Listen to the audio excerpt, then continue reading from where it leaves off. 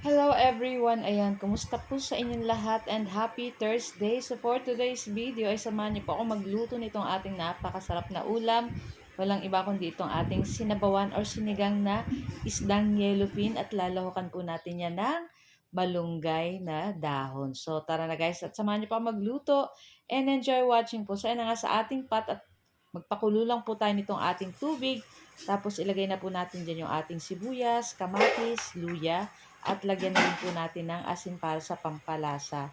So, pag kumulo na guys, ayan, ilagay na po natin isa-isa yung ating yellowfin dyan. So, malaki po yung ating yellowfin, yung isang slice, pinag-apat ko. Saka mahal po ngayon ang kilo ng isda, gawa nga ng maulan. Ang mahalaga po ay makainom tayo at makahigop tayo ng mainit na sabaw at ayan, napakasarap po nito, lalo na kung medyo maulan-ulan po ang panahon. Kahit hindi naman po maulan, basta mga ganitong ulam ay masarap po yan.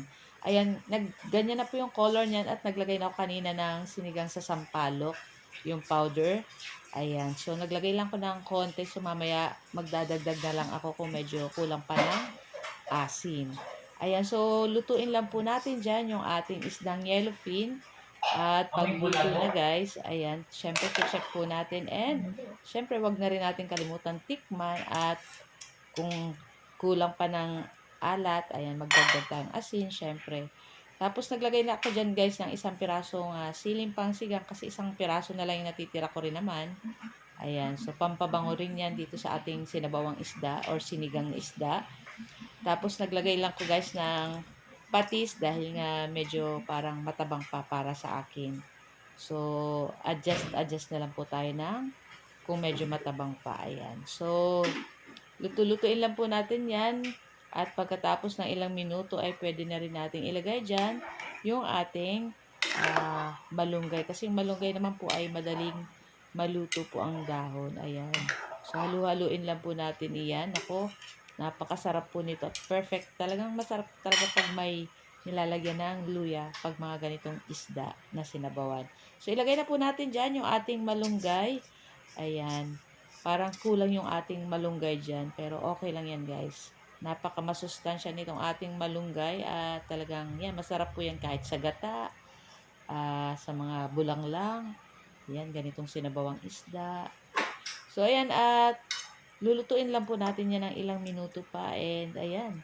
So, shout out nga po pala sa ating mga new followers ng Mamshi and Three Sons. And, kung di pa po kayo nakapollow sa aming page, huwag niyo po sanang kalimutan mag-like at mag-follow para palagi po kayo updated sa aming mga bagong video na i-upload. And, huwag niyo na rin po sanang kalimutan mag-like, comment, at pa-share na rin po nitong ating video.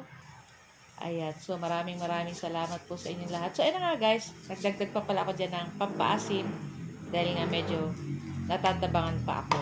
Ayan. So, syempre, kayo na lang po ang bahalang mag-adjust na naaayon sa inyong panglasa. So, ayan guys. Nakita nyo ba yan? Naku, napakasarap nito. At sarap humigop ng mainit na sabaw at maasim-asim. So, guys, thank you for watching. Bye! Ciao!